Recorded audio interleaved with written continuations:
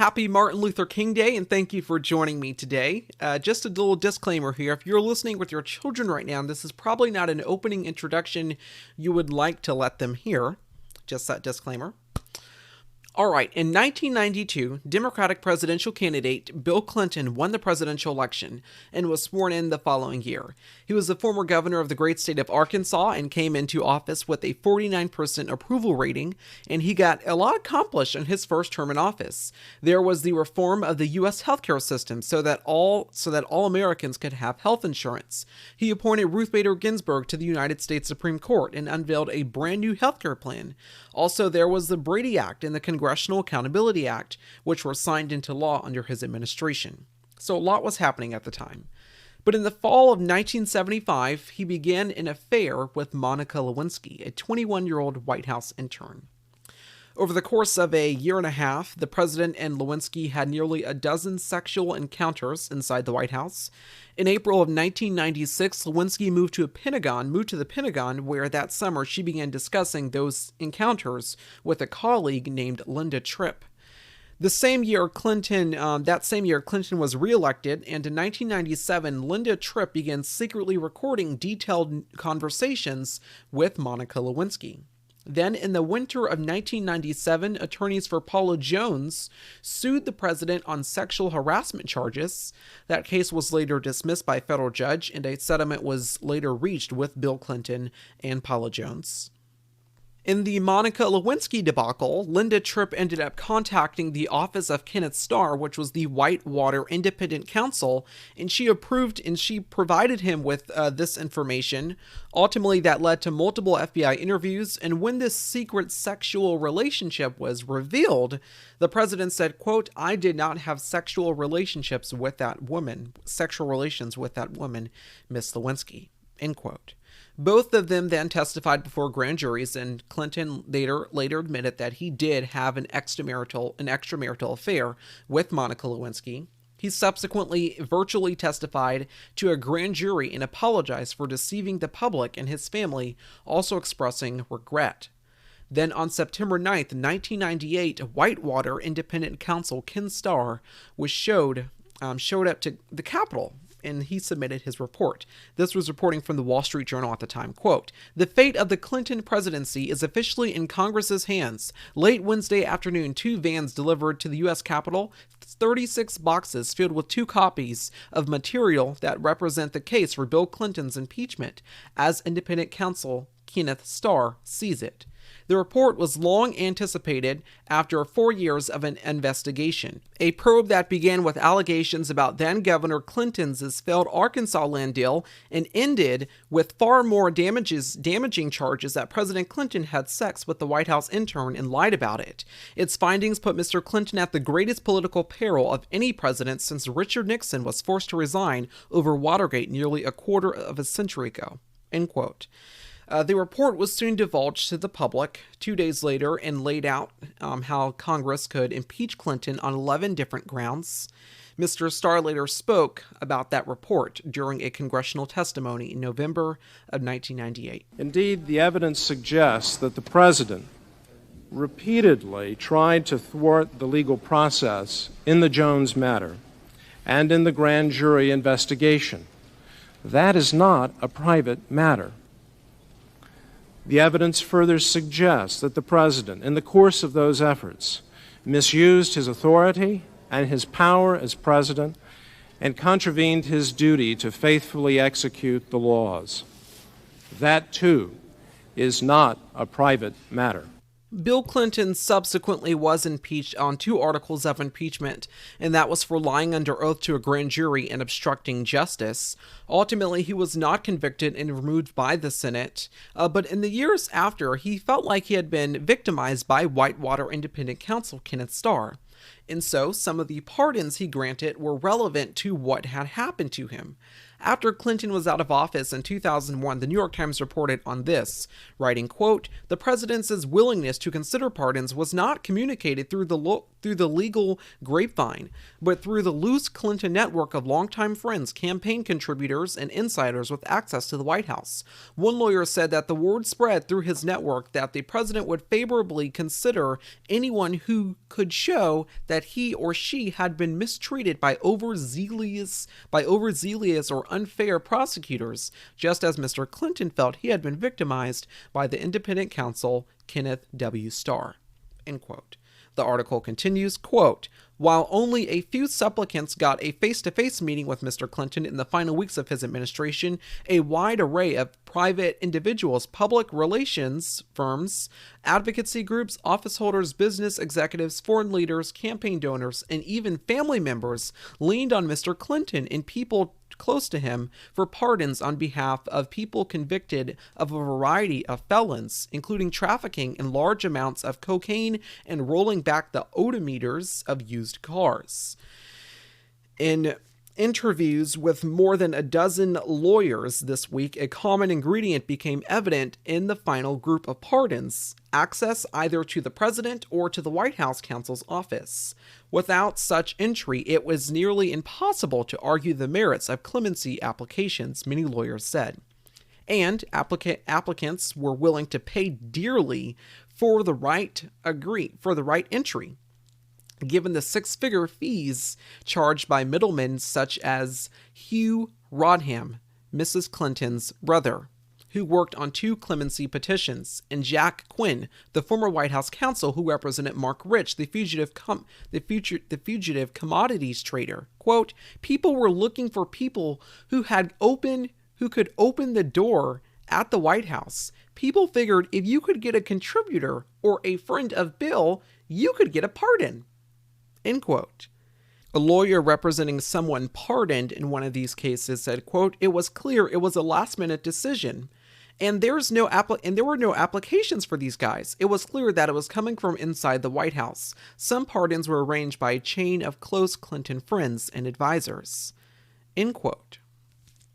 Before Bill Clinton left office in 2001, he ultimately granted pardons to 176 people involved in the Whitewater scandal, former cabinet officials, a former governor, a one-time fugitive billionaire, and his own brother. So this was an extraordinary abuse of the presidential pardon power. And this especially did not sit well in 2001 when those pardons were questioned by the Senate Judiciary Committee. The pardons and commutations granted by former President Clinton have been the subject of much debate and public commentary.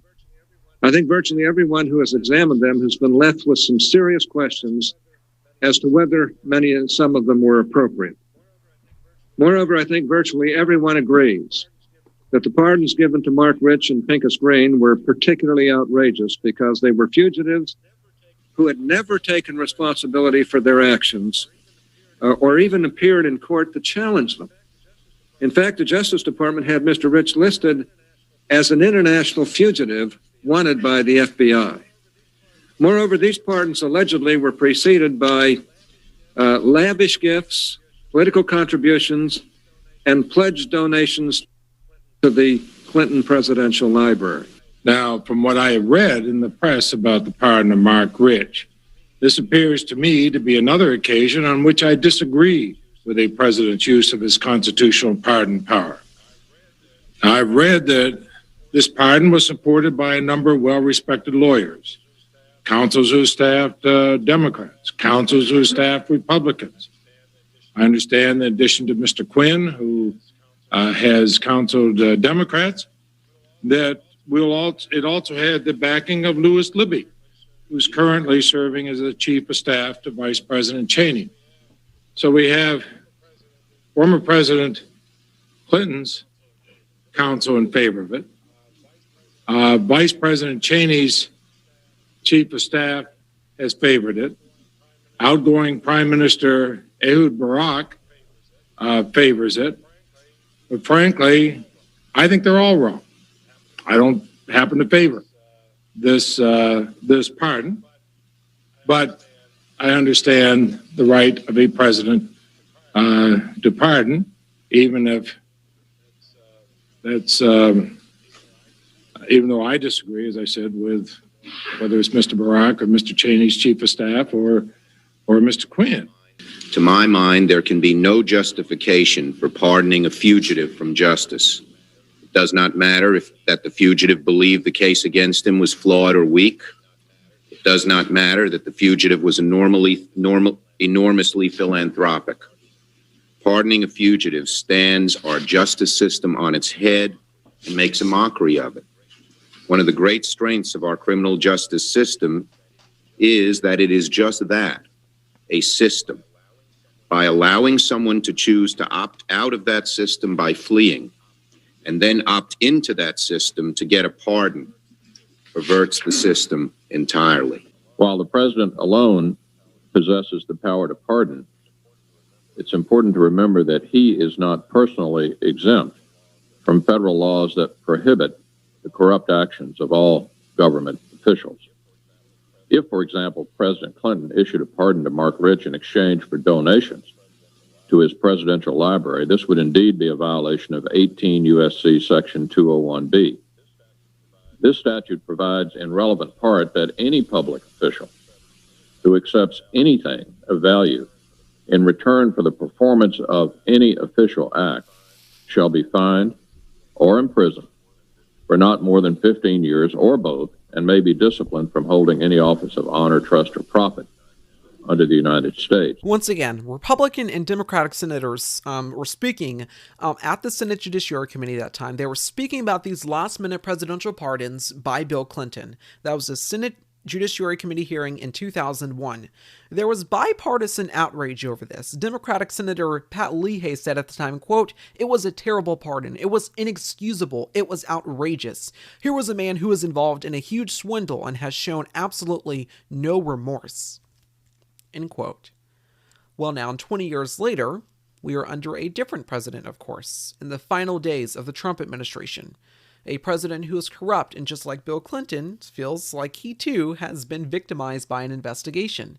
Clinton felt like he was victimized by the Whitewater investigation, and Trump feels like he was victimized by the Russia investigation. And now, those pardons have come back into play. Last year, the president gave out pardons to multiple people charged in the Russia investigation. Those people include Michael Flynn, Paul Manafort, George Papadopoulos, Roger Stone, and Alex van der Zwaan. The president also pardoned many others last year, including Charles Kushner, which is the son of Jared Kushner's dad, which is the president's son-in-law, which is married to his daughter, Ivanka Trump. The president also pardoned 4 men in the Blackwater shooting. Of course, the company Blackwater is owned by Eric Prince, which is the brother of Betsy DeVos, which is the president's former education secretary, right before she resigned earlier 2 weeks ago, actually, about the attack on the Capitol. Like Bill Clinton, public reporting indicates that most of these pardons likely did not go through the U.S. Justice Department, which reviews these pardons meticulously and will inform the president on if it's a good idea on to pardon these people or not. These pardons appear to be directly orchestrated and granted from the White House itself. But there is now some new reporting on potential bribery for pardon schemes. Yesterday, Michael Schmidt and Kenneth Vogel reported at the New York Times, quote, "The president's allies have collected tens of thousands of dollars from people seeking pardons." End quote. The article continues, quote, "As President Trump prepares to leave office in days, a lucrative market for pardons is coming to a head, with some of his allies collecting fees from wealthy felons or their associates to push the White House for clemency, according to documents and interviews with more than 36 lobbyists and lawyers. One lobbyist, Brett Tolman, a former federal prosecutor who has been advising the White House on pardons and commutations, has monetized his clemency work, collecting tens of thousands of dollars and possibly more in recent weeks to lobby the White House for clemency for the son of a former Arkansas senator, the founder of the notorious online drug marketplace Silk Road, and a Manhattan socialite who has pleaded guilty in a fraud scheme. Mr. Trump's former personal lawyer, John M. Dodd, who marketed himself to convicted felons as someone who could secure pardons because of his close relationship with the president, accepting tens of thousands of dollars from a wealthy felon and advising him and other potential clients to leverage Mr. Trump's grievances about the justice system. After Mr. Trump's impeachment for inciting his supporters before the deadly riot at the Capitol, and with Republican leaders turning on him, the pardon power remains one of the last and most likely outfits for quick unilateral action by an increasingly isolated, erratic president. He has suggested to aides that he wants to take the extraordinary and unprecedented step of pardoning himself, though it was not clear whether he had essentially broached the topic since the rampage. He has also discussed issuing preemptive pardons to his children, his son-in-law and senior advisor Jared Kushner, and Mr. Rudy Giuliani. End quote. Also, in that New York Times report, Rudy Giuliani, the president's personal attorney, told a former CIA agent that if he wants a Trump pardon, that would cost him $2 million. That CIA agent was arrested in 2012 for leaking an identity, and reportedly last year, in a meeting with Mr. Giuliani, the prospect of this guy getting a pardon came up. Now, if you think that's hard to digest, prepare yourself for this. Remember the insurrectionists and domestic terrorists who stormed the U.S. Capitol on January 6th? Well, those people can be indicted. If those people are indicted locally, they can't really escape criminal punishment for what they've done. But if federally, then, well, in that case, yes, there's an opportunity there. And I say that because of the president has the ability to pardon all these federal crimes. And what's the possibility that he might pardon one of these guys? I mean, after all, they are asking for it. An attorney for Jake Sullivan, the pro-Trump QAnon supporter who conspicuously had red, white, and blue painted on his face when he stormed the U.S. Capitol, said, quote, "Given the peaceful and compliant fashion in which Mr. Sullivan comported himself, it would be appropriate and honorable for the president to pardon Mr. Sullivan and other like-minded peaceful individuals who accepted the president's invitation with honorable intentions." End quote. Another person that was at the Capitol on January the 6th is now pleading with the president for a pardon after being arrested by the FBI. That person is a Texas realtor. Her name is Jenna Ryan, and she said that she has no regrets, and she was glad she was there. It was a very strange experience to be arrested by the FBI. They're very professional, and it was a very strange feeling. I felt like I was doing my patriotic duty. So me personally, I do not feel a sense of shame or guilt from my heart from what I was doing. I thought I was following my president. I thought I was following what we were called to do, flying there. He asked us to fly there. He asked us to be there. So I was doing what he asked us to do. So as far as in my heart of hearts, do I feel like a criminal? No. Do I feel guilty? No. But I do feel a little wronged in the situation, because I'm like, okay, I'm a real estate agent, and this has taken my company, it's taken my business, I'm getting slandered all over the internet, all over the world, and all the news. I would like a pardon from the president of the United States. I think that we all deserve a pardon. I'm facing prison sentence.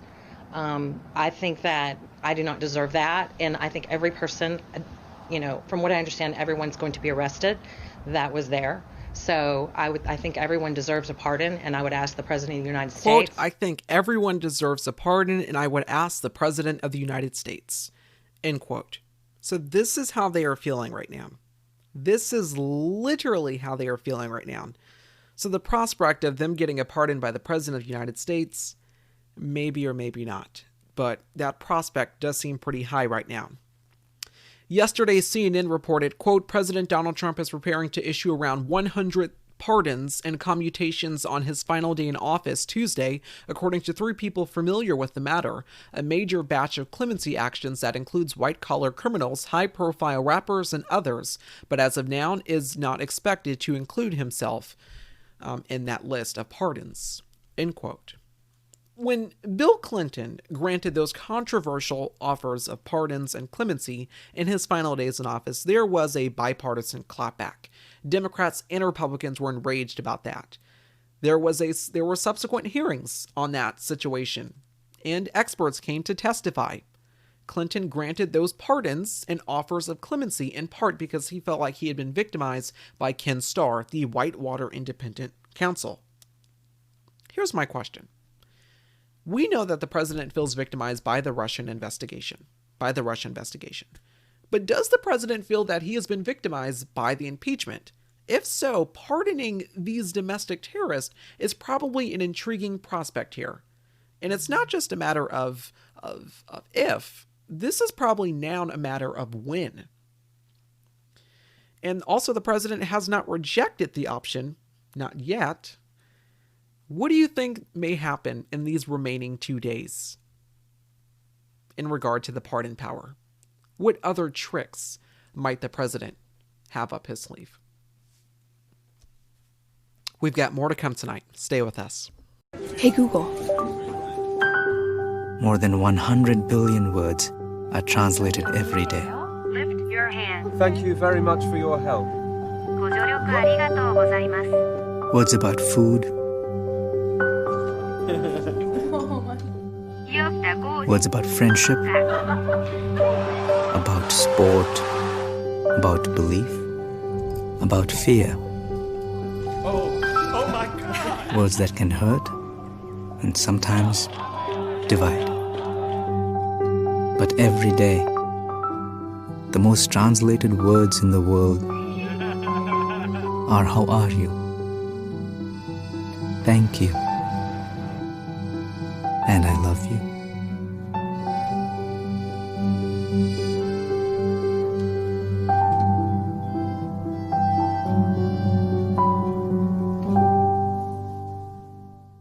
Welcome back. Yesterday, I reported on the situation with Putin critic Alexei Navalny. Yesterday, he was arrested. Today, we received word that he is going to be in prison for 30 days.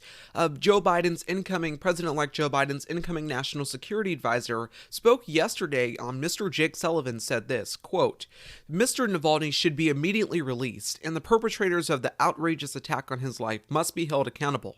The Kremlin's attack on Mr. Navalny are not just a violation of human rights, but an affront to the Russian people who want their voices heard."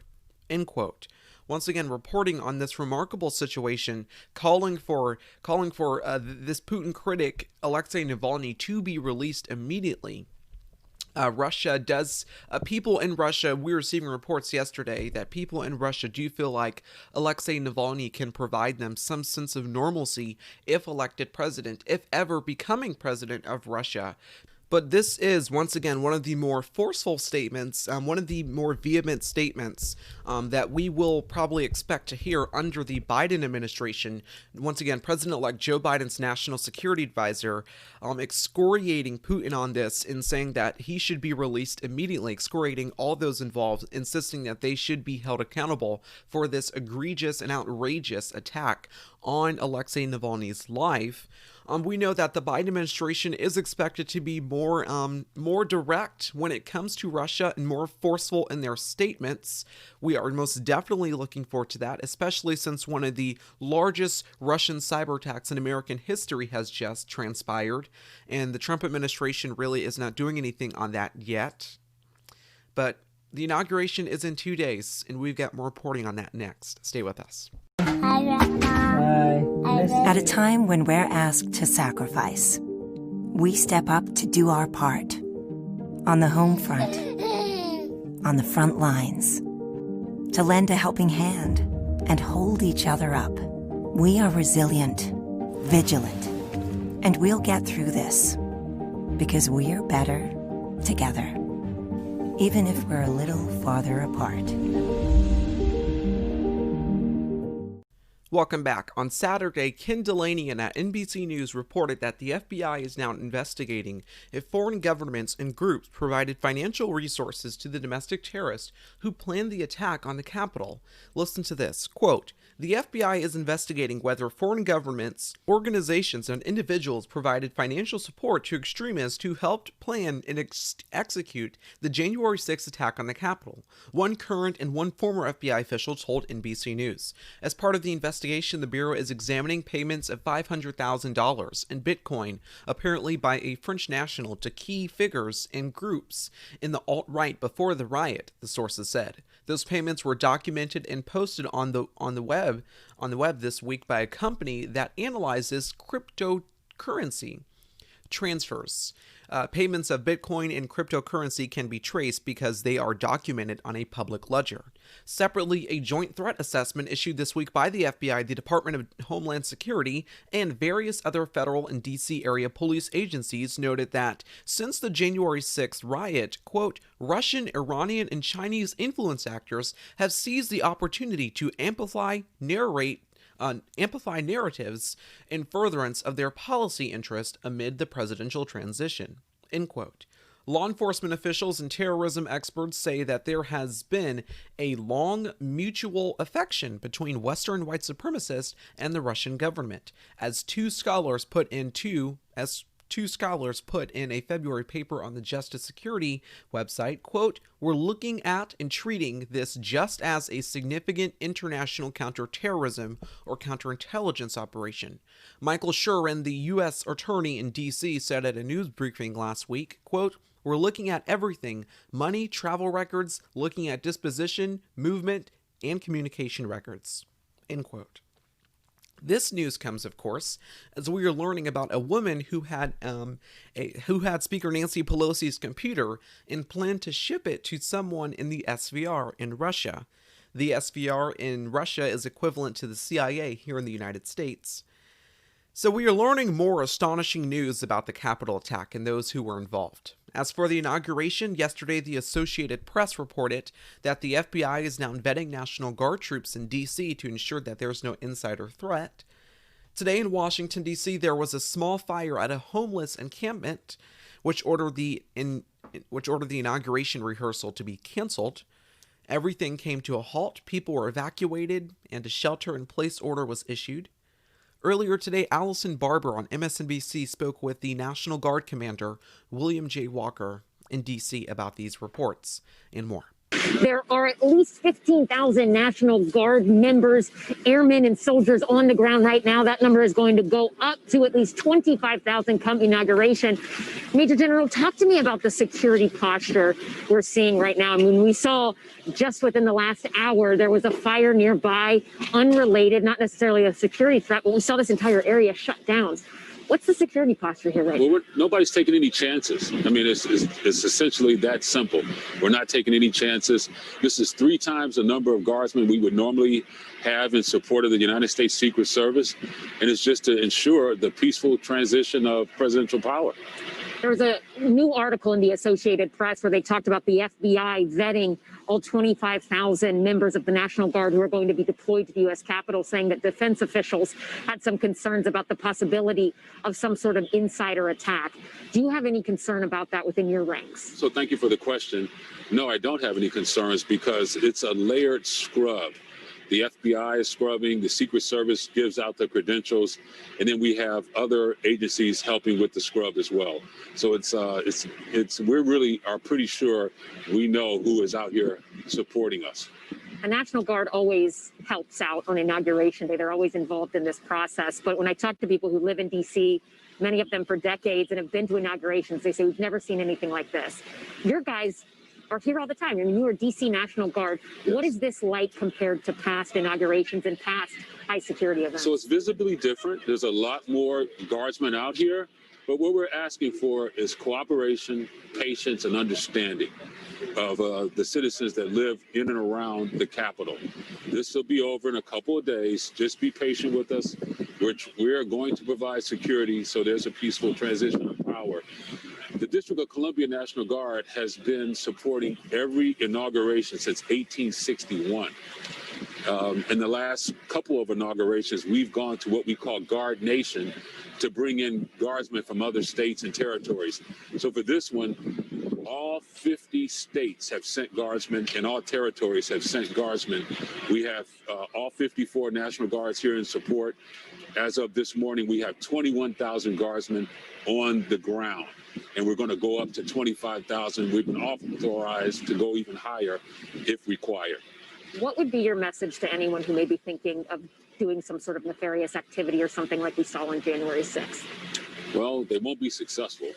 I mean, I think you can clearly see the number of armed guardsmen in support of the Secret Service, the Capitol Police, the Metropolitan Police Department, the United States Park Police. I believe it would be futile. Stay at home. Major General William J. Walker, the commanding general of the DC National Guard. Can I just take a minute to thank all the guardsmen that are here? I just couldn't be more proud. This is the privilege of my military career to be in command with 25,000 guardsmen. It's an extraordinary honor. And I thank everybody for coming instantly. And I hope everybody has a delightful Dr. Martin Luther King holiday.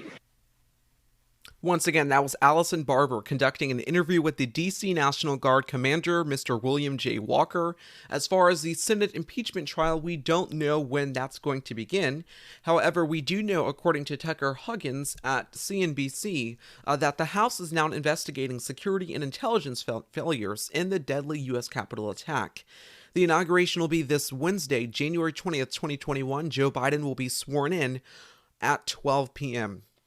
We'll have special coverage on the inauguration this Friday, but keep an eye on the story as more information develops. We'll be right back. In this world where people are staying at home, many of life's moments are being put on hold. At Carvana, we understand that for some, getting a car just can't wait. That's why the new way to buy and sell a car is also the safer way. At Carvana, you can do it all 100% online from home, with a touchless delivery and pickup process to keep you safe. And for even greater peace of mind, all Carvana cars come with a 7-day return policy. So if you need to keep moving, it's our goal to keep you safe. Check out Carvana, the safer way to buy a car. One day after Joe Biden will be sworn in, January 20th, 2021, that will be the anniversary, or that will be the first day since last year. It'll be 1 year. When January 2021 arrives, it'll be 1 day since the first coronavirus case was diagnosed here in the United States. For months now, doctors and nurses have been grappling with this crisis. They have been on the front lines, working heroic. They've been working valiantly. They've been doing so much to save as many lives as they can during this unfathomable crisis. Coronavirus cases, deaths, and hospitalizations are continuing to rise, but they remain persistent in their work. A local doctor has managed the COVID-19 floor at Jewish hospitals since the pandemic started. She was also one of the first doctors to receive the vaccine in Louisville. Any other given year before this virus, she might have lost 4 patients. Today, that number is close to 40. Are you doing okay? Yeah, I'm hanging in there. I'm tired because our numbers just keep going up. And we're seeing this all from the holidays. And we expected that. We expected January to be a tough month. I have a list that I keep in my office. It keeps me grounded. It reminds me that, you know, these are, well, now 37 families who don't have their loved ones anymore. To have that many deaths in a year, less than a year. And it's frightening. It's frightening that this is what it did. People just don't understand. They don't understand what exactly is happening, that all those horror stories that are happening across the country, across the world, they're happening in our hospitals here in Kentucky. I had one gentleman who was not doing well, and I told him he's going to the ICU, and he did. He begged me not to send him. I said, I need you to go to the ICU, but I need you to come back to me. And we had a deal, and he did. He came back to me a few days later, and when I saw him, you know, the two of us just started to cry. But I've also had another patient beg his nurse not to leave him. We were sending him to the ICU and he didn't want to be alone. And she just came out crying and we just cried with her. And that's been the hardest part of this job, is trying to communicate what the patient is actually feeling to their loved ones so that they understand that, you know, what they're going through sometimes is suffering. Driving home yesterday and I was thinking, how did we come to that our loved ones are having to watch their loved ones die over Zoom? I had a Catholic priest come He was one of 13 from a local nursing home. Think of that moment where we were standing around Father's room during his last breaths. And the good news is, throughout all this, despite my list of 37, is I send more patients home than I keep. I think I'm in it for the long haul until this is over, because I want to see this end. I'm afraid that people are tired just like I am, but we can't let our guard down. Not yet. Today, Kentucky reported fewer than 2,000 new coronavirus cases and reported just today in Kentucky with 40 deaths additionally. That is according to reporting. A release from Governor Andy Beshear's office showed 1,998 new COVID-19 cases were confirmed today and 40 deaths were reported. Kentucky's positivity rate, which has hovered over 12% for much of the past week, was reported Monday at 11.64%. Hospitals in the Commonwealth are tending to 1,587 patients in their care, according to the release, with 397 people in the ICU and 208 on ventilators. This is reporting according to the Courier General. Today in Oklahoma, they reported 1,837 new coronavirus cases added additionally today. Reportedly, the Oklahoma State Department of Health is now saying that brings the statewide cumulative number of the state's total positive coronavirus cases to 356,816. According to the health department, 3,081 is Monday's 7-day rolling average for the number of confirmed coronavirus cases just this week. According to Josh Delaney at the Oklahoman, as COVID cases are soaring in Oklahoma, doctors are now prepared to determine who receives care and who doesn't. The article continues, quote, "As COVID-19 cases surge across Oklahoma, hospital leaders throughout the state remain in talks with ethicists and lawyers over how to handle the allocation of critical resources for patients on the brink of death. Those conversations heated up in April when the Oklahoma Department of Health, with input from doctors, chief medical officers, and other healthcare experts, published its Hospital Crisis Standards of Care, a set of guidelines for delivering healthcare if resources run scarce during the pandemic. Quote, "It is the most sobering conversation I've ever been part of," said Patty Davis, president of the Oklahoma Hospital Association. On Sunday, the Oklahoma State Department of Health reported a record number of coronavirus cases, 6,487 new coronavirus cases and 23 deaths. The report just came 2 days after Julie Watson, chief medical officer for Integris Health, told the Oklahoman that the public should be, quote, "gravely concerned as the health system may have to start prioritizing which patients receive access to vital resources based on the likelihood of recovery." Quote, "We hope and pray we never get to that crisis standard care. If we do get to crisis standard care, we're talking about scarce resources." End quote.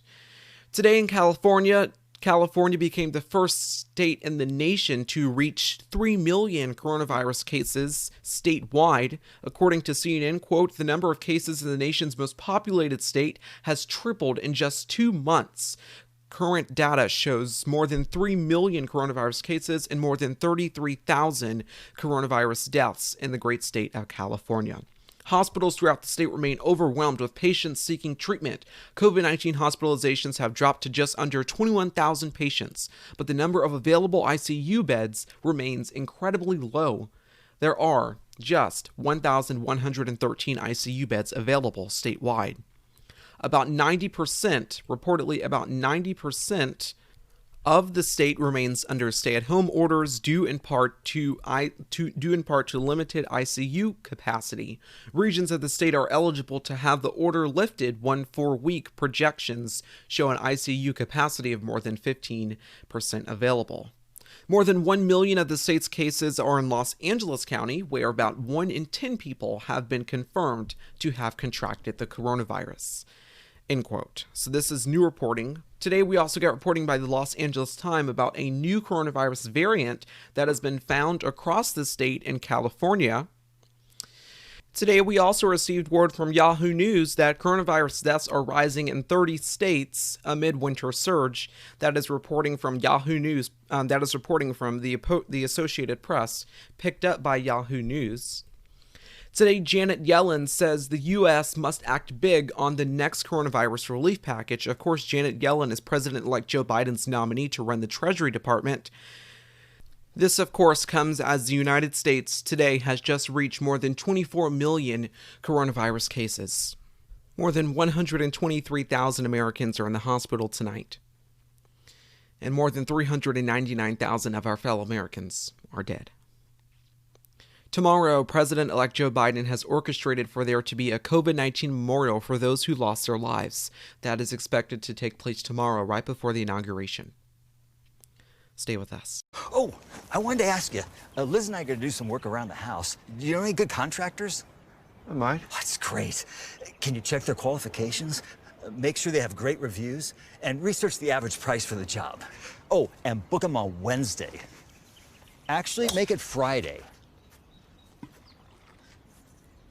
When the water. You can't expect your neighbors to do everything HomeAdvisor can. So for a better way to get home projects done right, just ask HomeAdvisor. Martin Luther King Jr. was born on January 15th, 1929 in Atlanta, Georgia. He was the second of Martin Luther King Sr., a pastor. He was the second child of Martin Luther King Sr., a pastor and Alberta Williams King, which is a former school teacher. Along with his older sister, Christine, and younger brother, Alfred Daniel Williams, he grew up in the city's Sweet Auburn neighborhood. At the time, that was home to one of the most prominent and prosperous African Americans in the nation. Also, he was a gifted student and absolutely intelligent and remarkably talented. He attended segregated public schools, and at the age of 15, he was admitted to Morehouse College. Remarkable. The alma mater of both his father and maternal grandfather, where he studied medicine and law. Although he hadn't intended to follow in his father's footsteps by joining the ministry, he changed his mind under the mentorship of Morehouse's president, Dr. Benjamin Mays, an influential theologian and outspoken advocate for racial equality.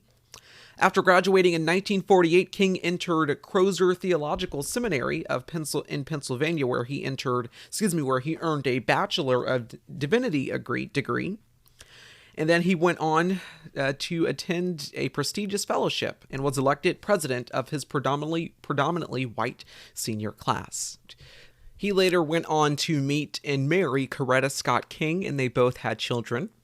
This is according to History.com on the life of Dr. Martin Luther King Jr. Of course, Dr. Martin Luther King Jr. would go on to become an influential figure in the civil rights movement, urging peace in his movements. He's also famous for his I Have a Dream speech and the March on Washington and his role in the Montgomery bus boycott.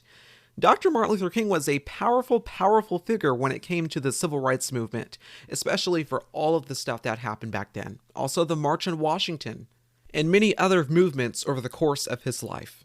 But then on April 4th, 1968, his life was shortened when he was shot and killed in Memphis, Tennessee. Good evening. Dr. Martin Luther King, the apostle of nonviolence in the civil rights movement, has been shot to death in Memphis, Tennessee.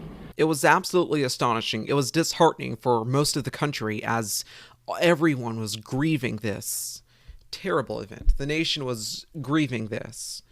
And crowds began to learn, and more people began to learn as well. Today, the Lincoln Project released an ad about Dr. Martin Luther King, especially since now this day feels very different, almost than any other day in American history, especially this day, given what happened last year with the movements for racial justice and racial equality. Listen. I have the pleasure to present to you Dr. Martin Luther King, Jr. I have a dream that my poor little children will one day live in a nation where they will not be judged by the color of their skin, but by the content of their character. That one day this nation will rise up and live out the true meaning of its creed. We hold these truths to be self-evident, that all men are created equal. I have a dream today. I know you're asking today, how long will it take? How long? Not long. We are not about to turn around. Yes, sir. We are on the move now. Yes, sir. Yes, we're on the move, and no wave of racism can stop us. Yes, we've got some difficult days ahead. But it really doesn't matter with me now, because I've been to the mountaintop, and I've looked over, and I've seen the promised land. I may not get there with you, but I want you to know tonight that we as a people will get to the promised land. And be free. That was an ad by the Lincoln Project earlier today about Martin Luther King. The ad is called The Promised Land. You can find that video on YouTube on the Lincoln Project's YouTube channel. Just a remarkable and very touching video. If you are going to search on Google today, if you were planning on searching on Google, please do it now, because today, if you search on Google, there is this remarkable artwork. It is by this Pittsburgh artist, designed by Google Doodle, honoring Dr. Martin Luther King Jr. today. She is 25 years old. Her name is Noah Dinman. She's a Pittsburgh native who lives in Wickensburg. She writes today, quote, it's talking about the ways we're similar and different from the civil rights movement, and noun. I think that was the first thing that I thought about when we got the project. That was the kind of instant moment in my brain as a black artist, as a black woman.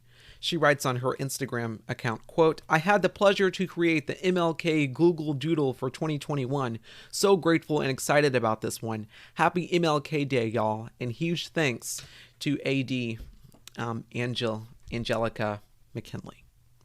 Thank you so very much for listening to this episode of the Jeremiah Patterson Show. I really appreciate it.